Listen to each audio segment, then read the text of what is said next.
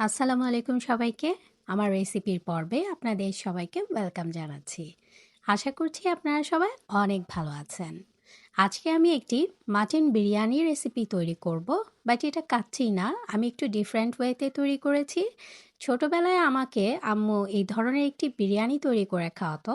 So আমি আমার পছন্দ মতো স্পাইস দিয়েই আজকের এই বিরিয়ানিটি তৈরি করেছি এবং খুবই সহজ উপায়ে।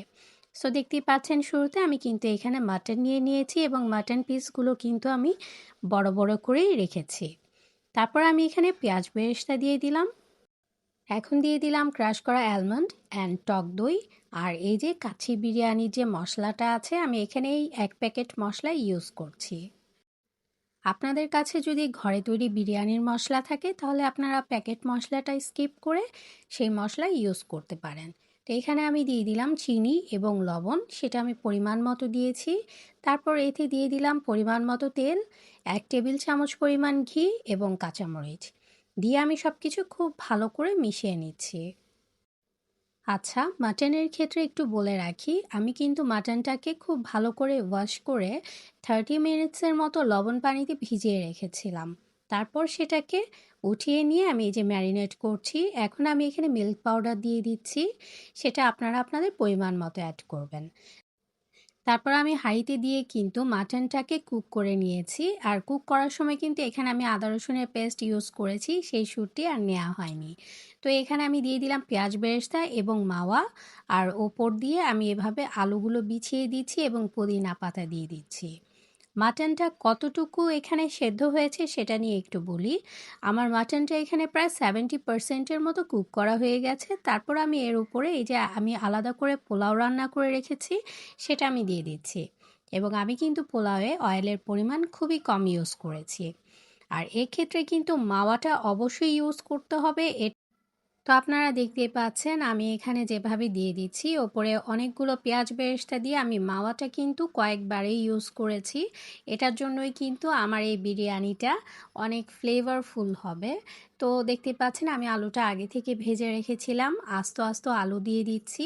আর অবশ্যই ঘিটা ইউজ করতে হবে, আমি কিন্তু ঘিও বেশ কয়েকবার ইউজ করেছি।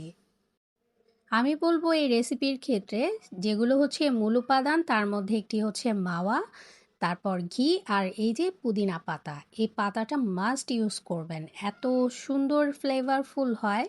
মানে কি বলবো, বিরিয়ানিটি একদম ডিফারেন্ট টাইপের হয়েছে।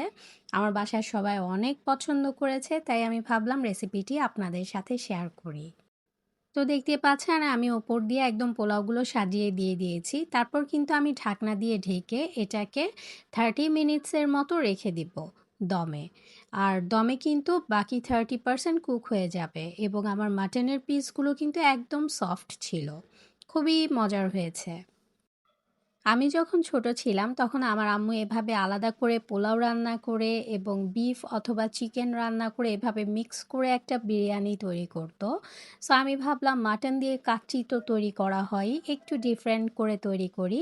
সো আমি আমার আম্মুর সেই আইডিয়াটাকেই কাজে লাগিয়ে এই রেসিপিটি তৈরি করেছি এবং এটা খেয়ে আমার আম্মু আব্বু খুবই মজার বলেছে।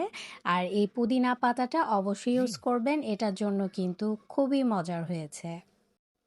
আপনারা চাইলে কিন্তু এখানে কেওড়া ওয়াটার অ্যান্ড আলু বুখারা ইউজ করতে পারেন, কিন্তু আমি এখানে কেওড়া ওয়াটারটা ইউজ করিনি। এটার কারণ হচ্ছে আমি চেয়েছি পুদিনা পাতার অনেক সুন্দর একটি ফ্লেভার থাকুক, এজন্য। সো যাই হোক, 30 মিনিটস আমি এটা দমে রেখেছিলাম। তারপরে এই তো এখন চামচের সাহায্যে আমি নেড়ে চেড়ে উল্টে পাল্টে দিব, সেটাও অল্প কিছুটা আপনাদের সাথে শেয়ার করছি আমি। অ্যান্ড মাটনগুলো একদম সফট হয়ে গিয়েছিল, খুবই ভালো লেগেছে আসলে। তো যাই হোক, আমার রেসিপিটি দেখে যদি আপনারা কেউ ট্রাই করে থাকেন অবশ্যই আমার সাথে শেয়ার করবেন। তো আশা করি আমার আজকের রেসিপিটি আপনাদের কাছে ভালো লেগেছে। তো আমি বাসায় প্রায় সময় এই ধরনের রেসিপিগুলো ট্রাই করে থাকি এবং সেগুলোই আপনাদের সাথে শেয়ার করি। তো আশা করি আমার রেসিপিগুলো আপনাদের কাছে ভালো লেগেছে।